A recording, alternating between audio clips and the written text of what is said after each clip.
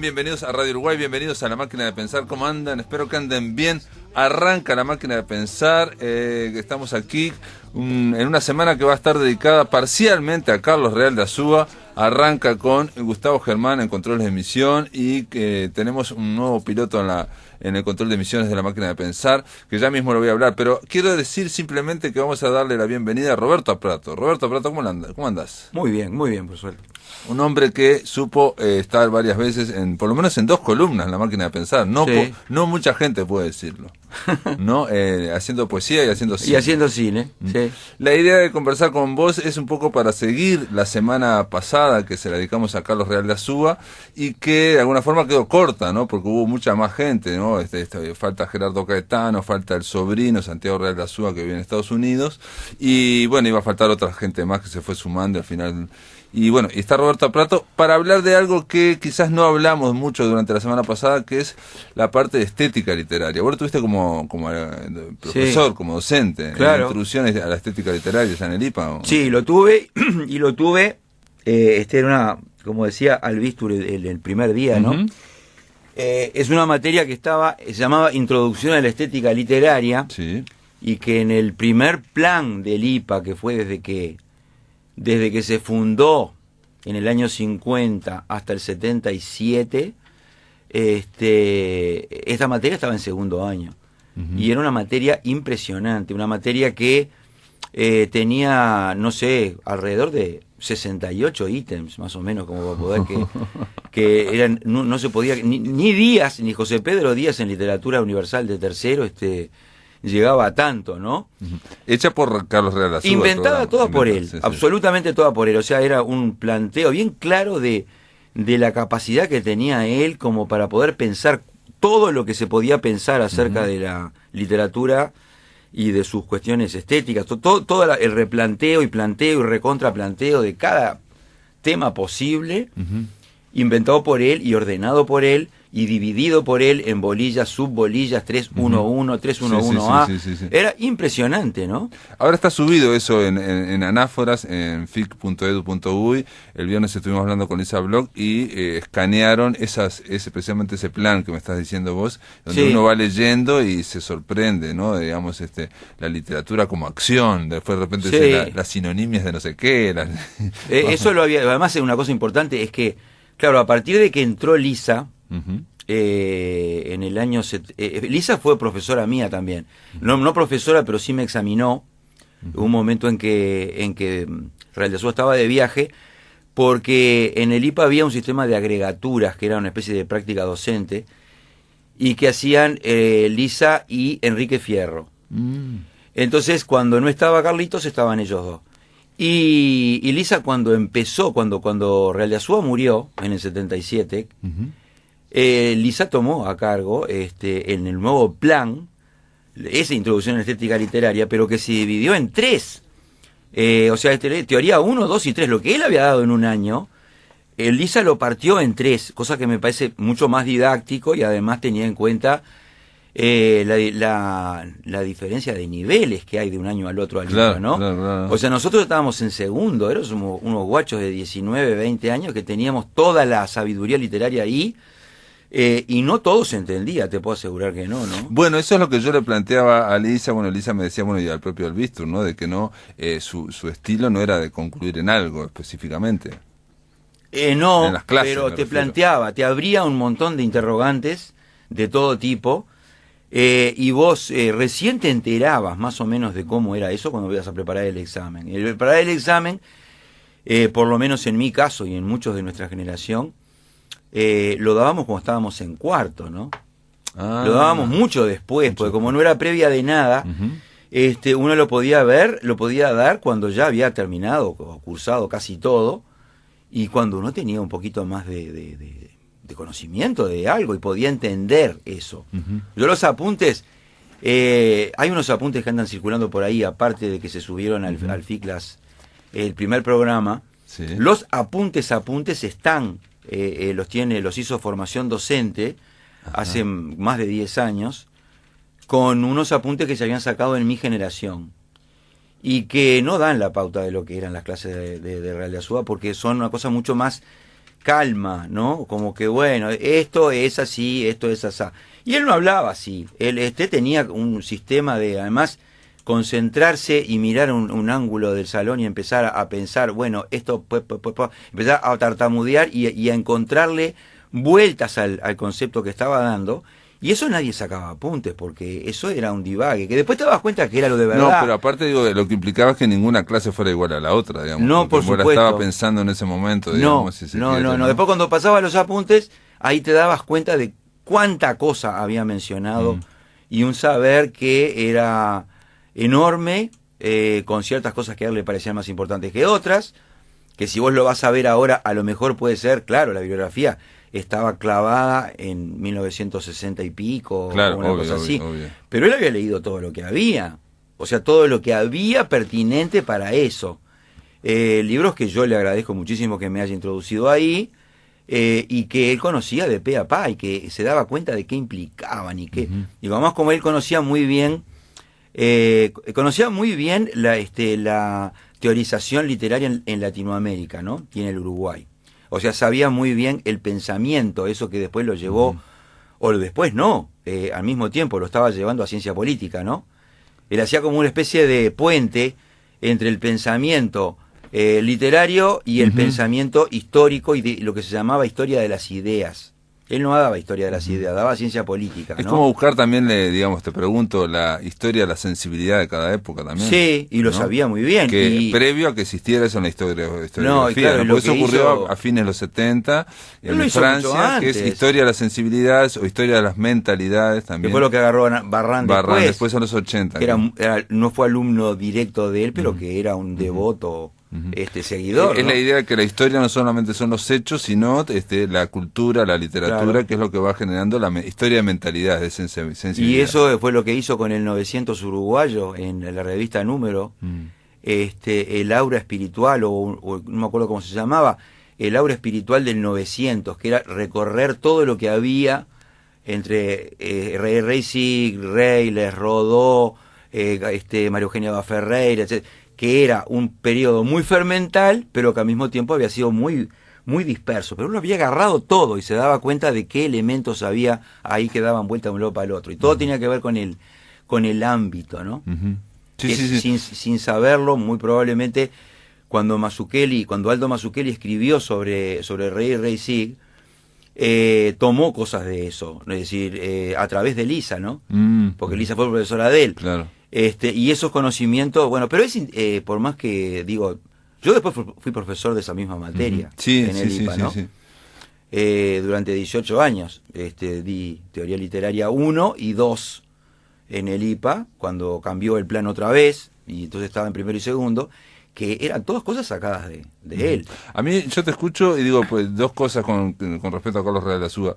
Me cuesta mucho seguir sus conclusiones, para dónde iba, porque parece como que, como dijo Susana Mayo, a veces también se contradecía a sí mismo, su propio pensamiento, ¿no? Para tratar de no fosilizarse, o como yo leí algo de Tulio Alperín Dongui, que él estaba en contra de las ideologías, o de las, digamos, cristalizaciones de ideas, ¿no? En ramos de ideas, de los otros y de él mismo, de su propio, ¿no? Entonces eso lo que hace es que sea difícil saber para dónde apuntaba, ¿no? O sea, yo me imagino que para vos como estudiante lo que recibieran era una sobreestimulación neuronal de muchísimas cosas, ¿no? No, y más, hay una cosa muy importante, que Carlitos era un profesor un poco, se puede decir, a la antigua. Como eran todos mis profesores. Pero tuteaba, dice que tuteaba a todo el mundo. No, dentro del salón de clase era de usted, pero afuera, bueno.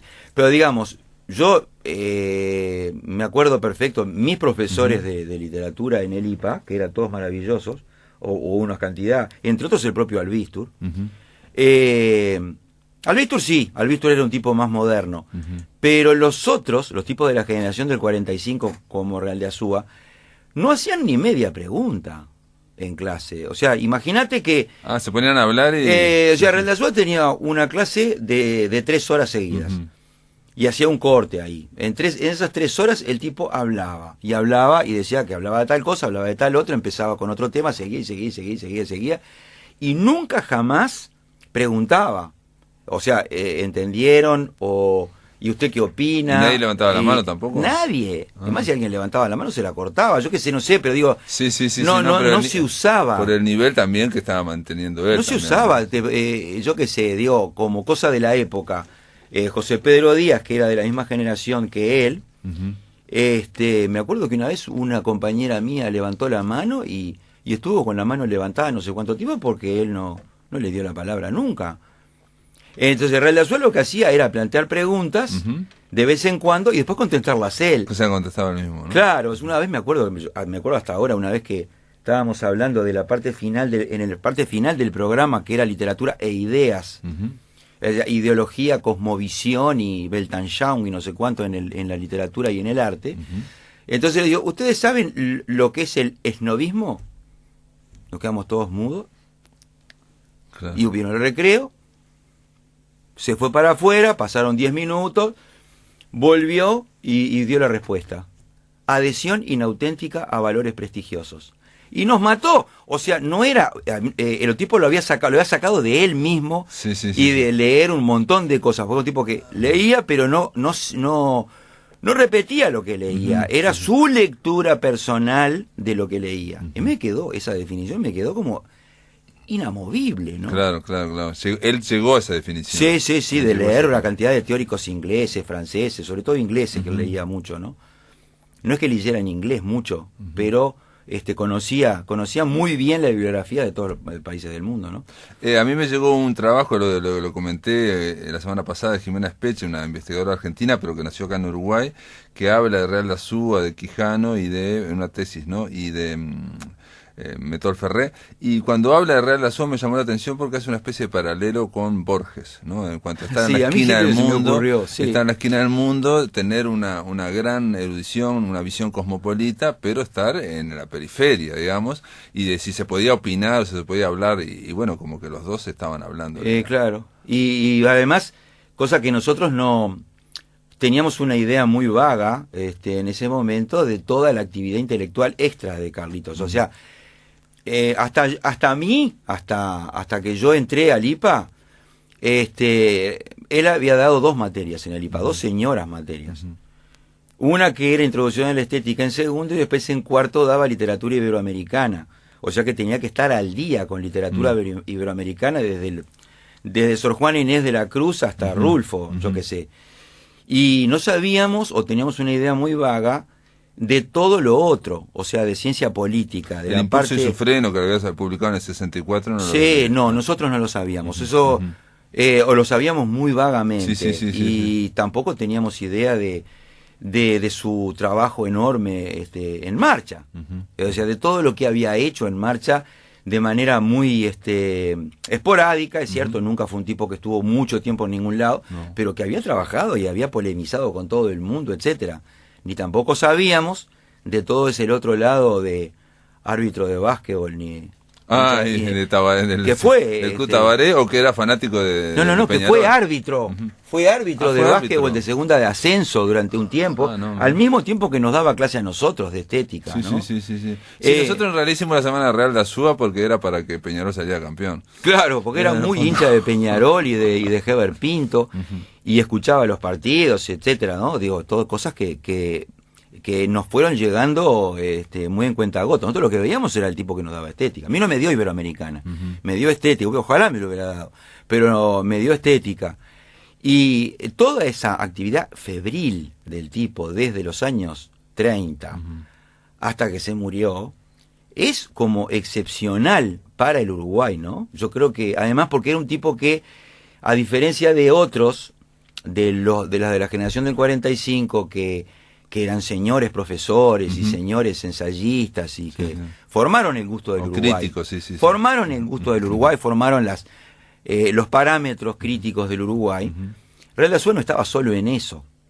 Es decir, yo que sé, Guido Castillo o Bordoli o José Pedro Díaz eran eso, y nada más que eso, y nada menos. Real de Azúa era eso, y además tenía toda otra vida muy intensa en la teorización de eso, y lo ponías a hablar y probablemente supiera más que ellos. de eso. No, aparte tenía el tema de la sociología, la ciencia Y política. la sociología, ciencia política, claro. Y daba clases, él fue el que empezó con ciencia política en Facultad de Ciencias Económicas, ¿no? O sea que tenía... Sí, poco lo invitaron, Era Derecho, Ciencias Económicas y el IPA. Era todo un mundo distinto. Él iba y cumplía. Lo llamaban de Berkeley, daba una conferencia, escribía. Sí, mucho no viajaba, pero te quería leer algo que opinó Emir Rodríguez Monegal. Dice sobre la antología del ensayo que hizo Real de Azúa. Por favor, eso. Y dice, como guía de unas cuantas personalidades que han pensado sobre el país, escrito a propósito de él, el libro es admirable y de lectura imprescindible. Como antología literaria, roza el disparate, en el sentido más literal del término, ya que incluye a personas que aunque escriben, no son escritores por la sencilla razón de que no saben escribir. Real lo sabe perfectamente y hasta a veces lo dice. Incluye a pensadores que carecen de toda originalidad y cuyo mérito es transcribir en prosa a veces cimarrona ideas muy ajenas. También lo sabe Real e incluso a veces lo indica con suma discreción. Recoge además obra periodística cuya única y exclusiva validez reside en tocar temas o expresar puntos de vista que interesan al antólogo. Él lo señala en las noticias particulares casi siempre. Es decir, es una antología tan extremadamente personal que vale más como guía e introducción a Real de Azúa que como introducción al ensayo en el Uruguay. Sí. Yo no, esa antología la conozco y es verdad, es una cosa muy desmelenada, ¿no? Incluyó a Susana Soca en esa antología, me acuerdo, que probablemente... Eso a Mir no creo que le interesara tanto. El prólogo que escribió es lo más importante de toda esa antología. O sea, cuando él define qué es un ensayo, el ensayo es una entidad limitada, una entidad... o limitable, una cosa así, es una obra de arte. Es buscando la interdisciplinariedad. Sí, es decir, porque además él había sido jurado de los concursos del Ministerio de Instrucción Pública y quería explicarse que era un ensayo. Sí. Vamos a hacer una pausa, amigos. Estamos conversando aquí en La Máquina de Pensar con Roberto Aprato sobre Carlos Real de Azúa. En el aire de Radio Uruguay, La Máquina de Pensar. Estamos en La Máquina de Pensar, estamos conversando con Roberto Aprato, alumno y amigo de Carlos Real de Azúa, que estuvo, como alumno de él en el Instituto de Profesores Artigas, y estamos hablando continuamos hablando de este Carlos Real de Azúa, que es un intelectual inasible, decía Susana Mayo en una especie de subtítulo que me parece muy bien. El viernes Lisa Bloch nos decía me decía a mí concretamente, basta ya de decir que es un pensamiento arborescente, como que es un estereotipo, y no que lo tengan, ¿qué quiere decir arborescente? En fin, discrepaba pero son como categorizaciones, como calificaciones para tratar de describir algo, un pensamiento que se mueve con todo el tiempo, ¿no? Se está moviendo constantemente. Claro, lo que pasa es que en el caso de Real de Azúa, yo me pregunto, ¿de quién más, de qué otro intelectual uruguayo, profesor de cualquier época se puede decir que se puede hablar del pensamiento? Lo que pasa es que el pensamiento de Real de Azúa es muy visible y en el caso de los otros es el contenido de las cosas que dice. Como Real de Azúa lo que más se notaba era lo que él dice del ensayo en ese prólogo que te decía antes del corte, que el ensayo, ¿por qué es literatura el ensayo? Porque el ensayo está centrado en la subjetividad y en la ocurrencia del escritor, no está centrado en el tema. Entonces, como el pensamiento de Real de Azúa se notaba, ¿quién se va a preguntar, por ejemplo, por el pensamiento de cualquiera de los otros compañeros de generación de él? No, se nota por su obra. Uno habla, qué hizo Rama, qué hizo qué hizo el otro, pero de él es el pensamiento. Es muy curioso, entonces, que se pregunte siempre por el pensamiento. ¿Y por qué? Porque se nota. Porque uno, al ser alumno de él o leerlo, lo que más nota es que hay una máquina moviéndose, no tanto lo que dice. Si bien lo que dice es fundamental. Él decía de sí mismo que era un experto en generalidades, lo pasamos acá, ¿no? O sea, pero eso era muy humilde, un tipo que no tenía un concepto muy alto de sí mismo. Nunca lo tuvo, ¿no? No porque lo conozca mucho, sino que te dabas cuenta que no se consideraba nada. Era un tipo que tenía muchas lecturas, que había hecho muchas cosas, pero que no consideraba que estaba aportando nada y aportó. No es como, digamos, en ese sentido como Borges, que uno, digo, yo lo quiero mucho a Borges, pero digamos, esa humildad que No practica, tiene. no, en el fondo No. de Borges no hay esa humildad, digamos, o como decía Salvador Dalí, digamos, hasta que cuando me reconocieron, ahí sí fui humilde, ¿no? Mientras Sí, tanto sí, sí, tuve sí. que decirle a todo el mundo que yo era un genio. Cuando todo el mundo me dijo que era un genio, ahí ya me puse un poco más humilde, Claro. dijo, ¿no? O sea, No, se nota en él Borges era también, así. en el caso real no, decís que no. Él era humilde, era un tipo que tocaba, digo, el hecho de que él supiera todo, o parecía que sabía Sí, todo, sí, además, sí, ¿no? sí, sí, sí. No quería decir que fuera, que se jactara de eso, era natural, tenía que saberlo. Y chau, lo tenía que saber y tenía que leer esto y lo pueden encontrar en tal lado y este punto puede leerse en, y entonces ponía los ojos en blanco, mira para allá y le largaba pero no para jactarse. Sí, sí, era, Era como una porque computadora antes de que sabía existiera, ¿no? que eso iba por ahí. Ujú. Y a veces te hacía leer cosas que oblicuamente tenían que ver con el tema, pero en el cual podías encontrar pistas para poderle entrar al tema. Ujú.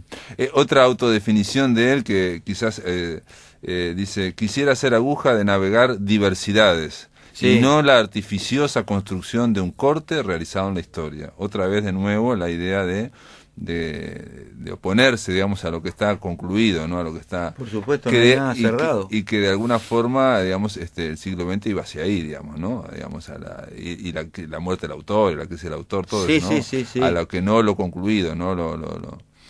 Claro, lo que no se daba cerrado porque es imposible, porque hay una cosa dinámica que estaba permanentemente agitándose y que además la literatura no se podía explicar solo por la literatura, ¿no?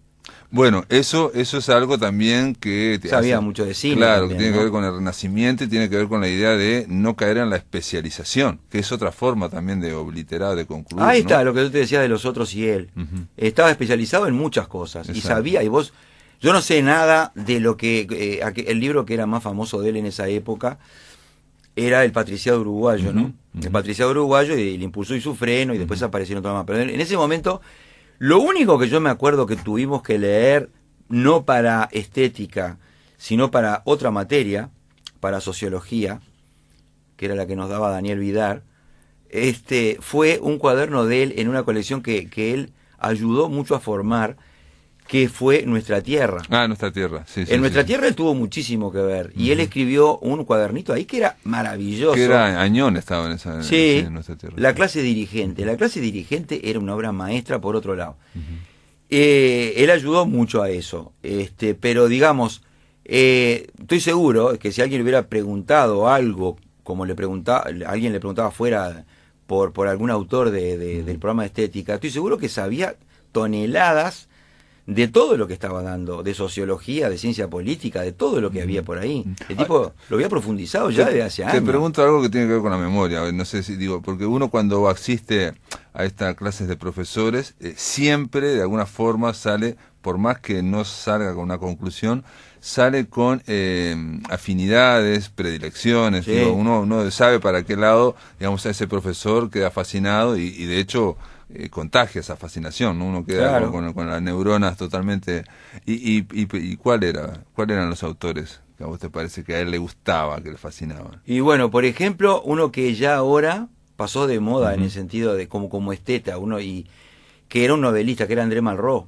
Ah, André Malraux. André claro. Malraux tenía un libro espectacular, un libro maravilloso que ahora ya nadie consulta, que se llamaba El Museo Imaginario, que él tomaba como una obra central para un montón de cosas. Que hablaba de los artes y el museo, que hablaba de artes plásticas sobre todo, pero te da un montón de elementos para poder entender también la literatura.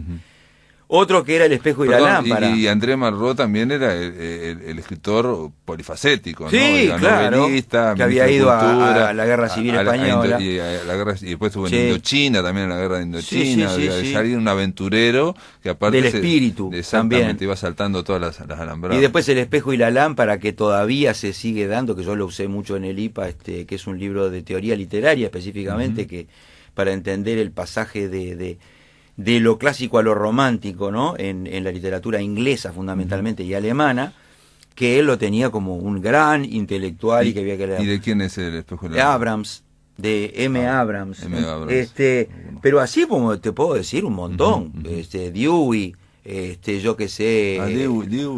Sí, era pero socialista también, ¿no? también. Progresista, sí, sí. Luis Juan Guerrero, Herbert Reed, que también lo usaba, yo que sé, Hauser, pero ninguno era el autor, ¿no? O sea, no eran esos tipos que tenían un texto, ¿no? Sí, Va a tener, sí. está loco, ¿no? O un autor. Platón, Aristóteles, todo lo demás, estaban ahí dando vueltas siempre.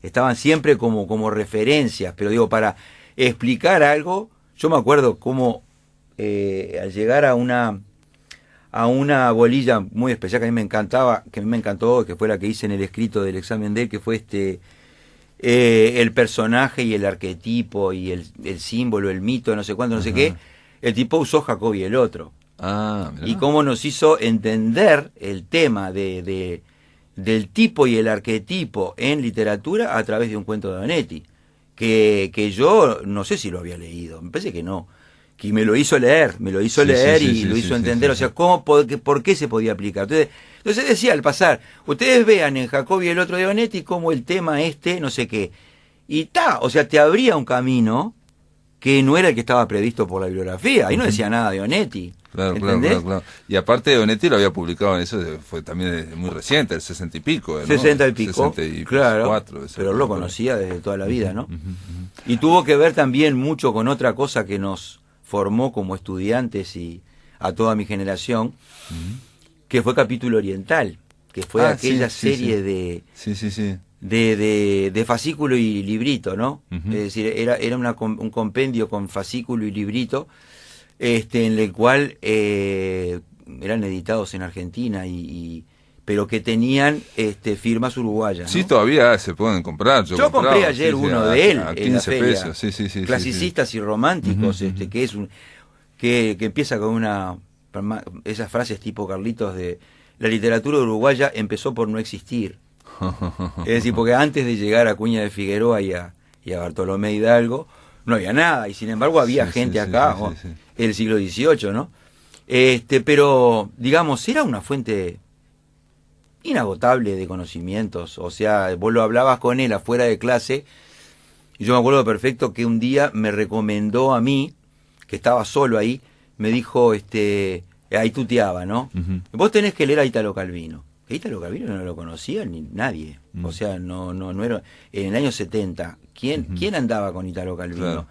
O sea, había toda una parte de Italo Calvino, digamos, de Vida y Amores Difíciles, y toda la parte, digamos, neorrealista de la prosa de Calvino. ¿Qué fenómeno había pasado por ahí? Pero no era lo importante vino después. ¿El Varón Rampante ya estaba, no? No, el Varón Rampante, no sé, estaba, sí, existía en Italia, pero no se había publicado acá. Sí, en Italia existía. En los 70, me dijo, empecé a leerlo. El Varón Rampante, precisamente, las cosmicómicas, todo eso, pero eso vino por él.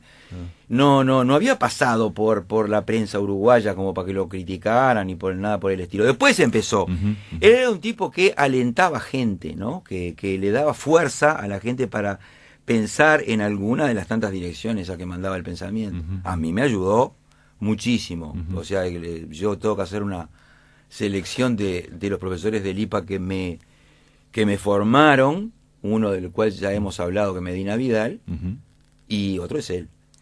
Ahí, por ejemplo, menciona en las clases, esto está en la biografía de Trujillo, menciona que, y volviendo un poco al tema de Peñarol, ¿no? Y Nacional, él decía que un profesor tenía que encarar cada clase como si fuera un clásico. Sí, sí, y era así. Con mucha pasión, digamos. Mucha ¿no? pasión. Con mucha pasión, ¿no? Y metiendo todo, y al meter todo, quiero decir que hablaba todo el tiempo, pero no era abrumador, porque hacía chistes, ¿no?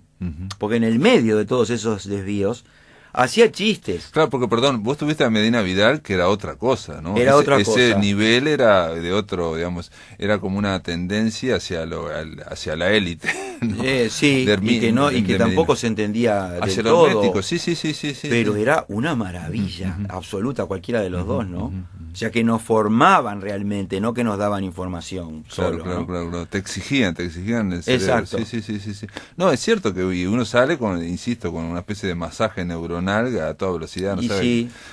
No comprendió todo, pero queda el cerebro a toda velocidad, ¿no? Yo le debo, la pasión docente se la debo a ellos dos, por más que ninguno de los dos, bueno, Medina sí, Medina era un profesor, pero Real de Azúa era un profesor que muy disperso, y probablemente si hubiera venido un inspector ahí le habría dicho que estaba todo mal, porque no se ceñía al plan, ni siquiera al plan de él. De él mismo, claro, No. claro. Sí. No era un profesor claro, no era un profesor que expusiera con... Ahora, que escribía mal, no. Escribía con un montón de subordinadas, escribía entre comas, una cantidad... Que podía remontarnos a tal cosa y tal, que podía, y la frase no terminaba nunca. Uh-huh. Desde el punto de vista gramatical ortodoxo estaba mal, pero desde el punto de vista de cumplir con la idea, sí, estaba perfecto.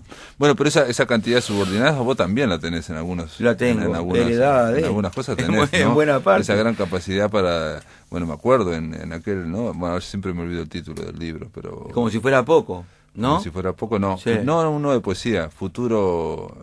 ¿El futuro? Aquel no. que estaba... ¿Qué futuro? No, uno que se llama Perfecto, algo El lugar perfecto. El lugar perfecto. Yo Sí. siempre dispuse que era Futuro Perfecto y era... No, me era tenía el que lugar poner a escribir perfecto. un libro, así no me equivoco, porque se llama Lugar Perfecto y había una que era un silbido, que entra alguien silbando. Ah, sí. Y donde hay un montón de, digamos, y todo transcurre en pocos segundos. En pocos ¿no? segundos, Esa es la idea, exactamente. ¿no? Con muchas Sí. subordinadas. Roberto Prato, gracias por estar acá en La Máquina de Bueno, Pensar, gracias a ¿no? vos por permitirme esto. En el aire de Radio Uruguay, La Máquina de Pensar.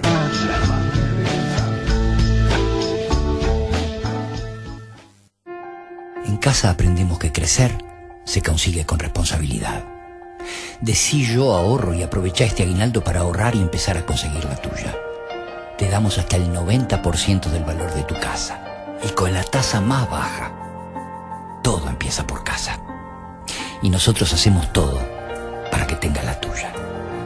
BHU, tu sueño, tu banco. Informate al 1911 o en nuestra web.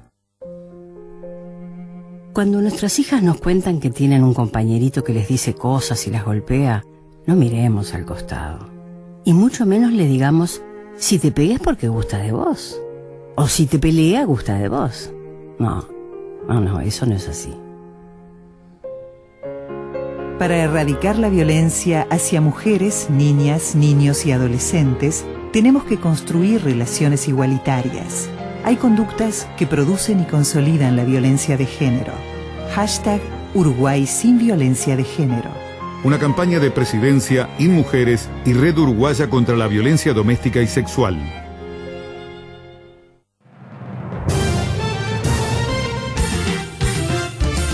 Informe Nacional, fin de semana.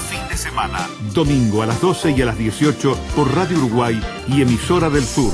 Radiodifusión nacional en todo el país.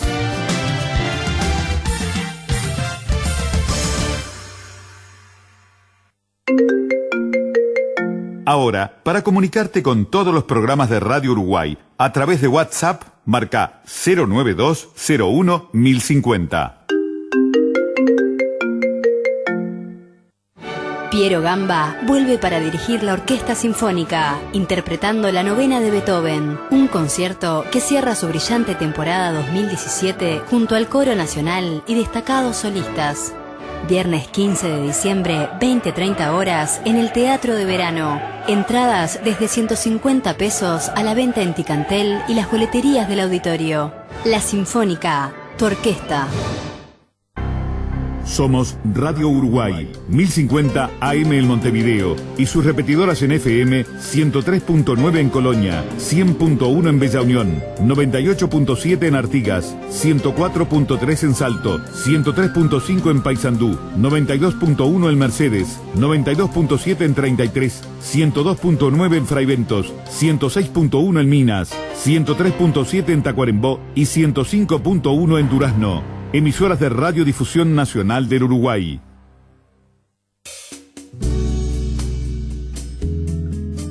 Si querés comunicarte con la máquina, envía un SMS al 099 78 0066. Correo electrónico a lamáquinadepensar@adinet.com.uy. Facebook, La Máquina de Pensar. Muy bien, amigos, continuamos en La Máquina de Pensar, en este tercer bloque. Le vamos a dar, estamos llamando a Salto, vamos a darle la palabra, la bienvenida aquí a La Máquina de Pensar a Luis Dos Santos. ¿Estás ahí, Luis? ¿Cómo andás? Sí, hola Pablo, ¿cómo estás? Bárbaro, muchas gracias por la llamada y la invitación. Supongo que estará contento Dos Santos, ¿no? Y estoy, viste, envuelto en un remolino medio extraño de sensaciones, pero muy contento, sí, la verdad que sí. Luis Dos Santos está contentísimo porque este próximo jueves 14 va a estar presentando su novela El Zambullidor, editada por Fin de Siglo, a las 19 horas en la Fundación FUCAC, que queda en 18 de julio y Pablo de María. Y el viernes, me decías, el viernes 15 vas a estar en Salto también presentándola. Exactamente, sí. El jueves estamos en Montevideo y el viernes acá en Salto, en el Museo Casa Quiroga.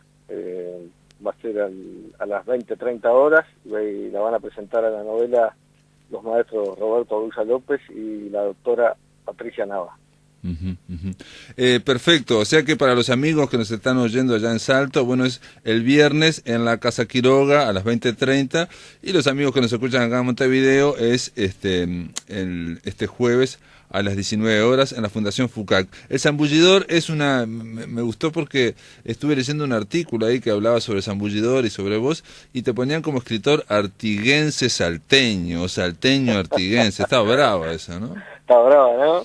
Sí, viste que yo soy nacido en Artigas, pero desde el año 93 estoy acá en Salto, estoy radicado acá, o sea que se puede decir, sí, de las dos formas, porque es en el lugar de mi vida donde he estado más tiempo, en Salto. Correcto, en Salto es donde has estado más tiempo viviendo, donde vivís, y El Zambullidor, que tuve digamos, el placer de leer el manuscrito, transcurre de alguna forma con recuerdos de tu infancia, ¿no? Que tiene que ver con Calprica, ¿no? Exactamente, sí. ¿Qué es una zona? ¿Nos podrías contar qué es esa zona? Porque también hay un detalle con Artigas, yo no conozco mucho, pero toda la zona de Bella Unión está muy próxima y vinculada a Salto, mientras que la capital Artigas está para el otro lado, está vinculada a la parte de la frontera más seca. Claro, exactamente.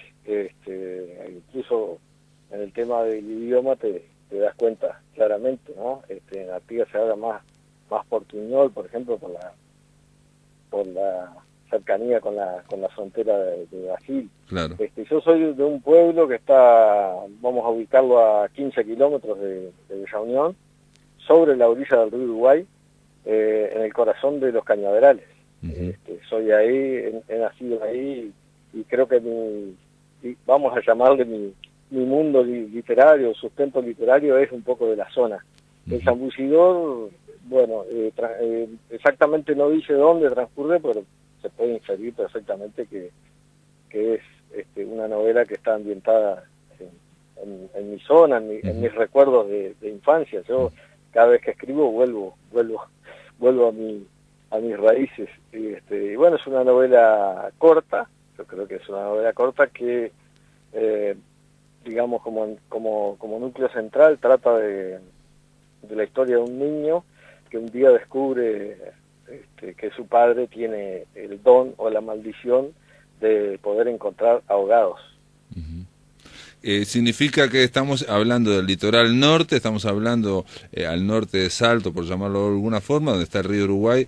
Insisto con el tema del litoral porque yo creo que genera, bueno, yo soy de Fragmento, pero que genera un perfil de forma de ser, de gente, y creo que en este caso el tema del río sabemos que es un puente, pero también puede ser una trampa mortal. Hay gente que les ocurre accidente y mueren, y muchas veces no se encuentran los cuerpos, y el progenitor, digamos, del narrador, del protagonista, tiene esa capacidad, ¿no? Esa capacidad de encontrar ahogados debajo del agua, ¿no? O sea, hace una especie de pases ahí mágicos. Alguien me dijo, es como un rabdomante, pero y dije, sí, pero en agua y bajo agua, ¿no? El rabdomante busca con un palito en la tierra al agua, bueno, en este caso él encuentra bajo agua los cadáveres. Está muy bien. Yo le llamo un don o maldición porque justamente el don le permite esa bendición de, por ejemplo, de los familiares que puedan elaborar el duelo, tener el cuerpo, y bueno, la maldición porque es jodido sacar un muerto de abajo del agua, ¿no? Sí. bueno, yo después de escribir eso, que yo lo escribí un poco basado en esa creencia que hay de que hay sacerdotes que encuentran a los ahogados con el pan bendito. Ah, no sabía nada, sí. pero hay una creencia, digamos, ¿cómo sería el pan bendito con la Bueno, Eucaristía? exacto, tiran el pan bendito al agua y el pan les marca exactamente dónde está el cuerpo. Ah, mirá. En mi personaje lo que hace es tirar una flor de jazmín, Sí. que le marca exactamente dónde está. El tema es que yo después que escribo la novela y conversando con gente sobre lo que escribí, que lo mío es ficción, ¿no? Ujú. Resulta que descubro que acá en Salto había un señor que falleció hace un tiempo, al cual los propios marineros lo venían a buscar porque el señor encontraba ahogado. Entonces justo tengo un zambullidor acá, de un señor que se llama Germán Álvarez, que lo voy a recordar porque es una cosa que quedé un poco impactado con eso. Me han contado algunas historias de él. Ahora, en el caso de Germán Álvarez, él no usaba, digamos, un jazmín, porque en el caso de tu personaje, él tira la flor al río, y donde, bueno, obviamente hace remolinos, y donde se hunde, él ahí se zambulle para buscar el cadáver, digamos, el cuerpo que está atascado abajo, y lo cual no es muy lindo, porque todos sabemos o intuimos que el espectáculo de un cuerpo bajo agua mucho tiempo es todo menos lindo, ¿no? Exactamente. Yo digo, la novela se basa justamente en esa impresión que tiene el niño al ver exactamente cómo su padre emerge del agua con el cuerpo blando del ahogado, como dicen.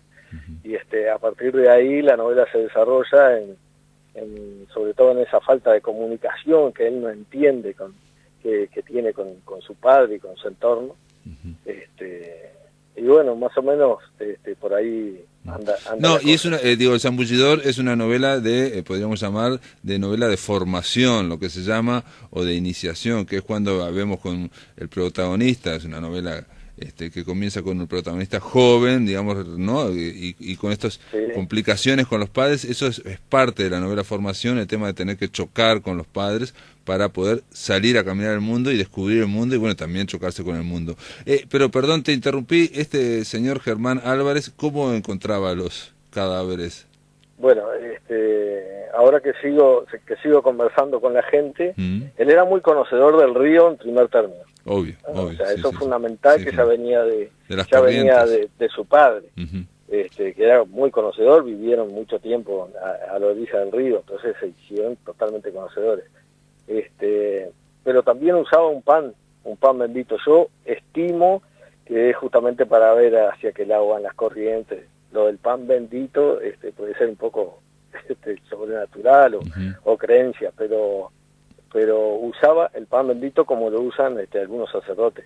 Mirá vos. Yo conversaba con alguien que me lo hizo ver, y si tú escuchás el Malevo, creo que alguna vez lo conversamos, en una parte donde viste el Malevo de Osiris Rodríguez. De Osiris Rodríguez, sí, claro. Seguro. Él cae al agua, entonces el perro lo saca, ¿no? Entonces en un momento dice, no me haya ni el pan bendito si no me sacás Malevo. Eso refiere a esa creencia. Oh, impresionante, sí. De Osiris Rodríguez, no me acordaba de ese verso en especial, pero bueno, es todo ese mundo que el tema del río hay que tenerle un inmenso respeto, y hay todo como también es una metáfora y es una realidad de fuerzas que sobrepasan al humano, ¿no? Exactamente, el río puede tener mucha vida, pero puede tener mucha muerte también. La presencia del río, de la naturaleza, creo que es constante, ¿no? En lo poco que he escrito, y sobre todo en esta novela, creo que es muy importante, ¿no? Sí, aparte, más allá de este inicio que estamos comentando de la novela, lo que hay también en la novela son como estampas de diferentes escenas que pueden producirse en el río y sobre todo en ese otro mundo, que ese sí también es otro mundo, y obviamente todo aquel que haya estado cerca del río Uruguay lo conoce, digamos, sabe que es otro mundo, que es el mundo de las islas que están en el río Uruguay, ¿no? Digo, bueno, desde el siglo XVIII, Carlos María Domínguez ha escrito sobre el tema de las islas, digamos, hay todo una civilización, no sé si es muy exagerado, pero de gente que vive, digamos, fuera de la civilización, ¿no? Sí, exacto. Hay gente que incluso vive su soledad ahí en el monte, ¿no? Hay un personaje específico de la novela que se llama Pedro Martinidad, con el cual el niño tiene contacto, y es un típico personaje que vive aislado, prácticamente aislado de la gente, y creando su propio mundo ahí en esa isla. Yo creo que puede resultar un poco extraño para quienes no conocen mucho el tema de vivir a la orilla del río. Entonces por ahí puede causar un poco de extrañeza. Pero es parte de la literatura, digo. Exacto. Esto está sacado en parte de tus conocimientos y de tu infancia, que es la patria de todo escritor, pero también se combina con la ficción, porque Luis dos Santos es su segunda novela, ya es con esta novela, cuando la lean van a ver, El Zambullidor es una novela muy interesante, muy entretenida, y también con mucho, y eso me olvidé decir, con un gran aliento poético. Luis, vamos a conversar probablemente en algún momento que vengas acá por Montevideo, así podamos conversar, digamos, más largo y tendido aquí en el estudio de Radio Uruguay. Simplemente esta charla era para recordarles, amigos, que este jueves en Montevideo, en FUCAC, que es ahí en 18 de julio y Pablo de María, presentan Martín Bentancor y José María Ovaldía, el maestro Ovaldía, presentan esta novela llamada El Zambullidor, que está editada por Fin de Siglo. Y bueno, y aquellos amigos en Salto que nos están oyendo, que alguno habrá, se presenta el viernes en Casa Quiroga a las 20:30 con Roberto Agulla, dice, ¿no? Y Patricia Nava. Sí, exactamente. Te mando un abrazo, Luis, y felicitaciones nuevamente por la novela, ¿no? Bueno, igualmente, Pablo, y muchas gracias por preocuparte y por tenerme al aire ahí y compartir estos minutos. Muchas gracias, te debo una visita, hermano, ahí por ahí. Muy bien, Luis dos Santos, ya hemos la hospitalidad de Luis dos Santos es legendaria para aquellos que vayan a Salto, y van a ver que pronto su novela por lo menos va a ser igual de interesante y de entretenida. Reitero, se llama El Zambullidor. Hablaremos in extenso aquí en La Máquina de Pensar de esa novela que vale la pena. Amigos, se terminó. Mañana vamos a continuar conversando en La Máquina de Pensar sobre varias cosas que ahora me olvidé cuáles son exactamente, pero bueno, a partir de las 19:30 estaremos, de las 19:30, no 19, estaremos aquí por Radio Uruguay. Que lo pasen muy, pero muy bien.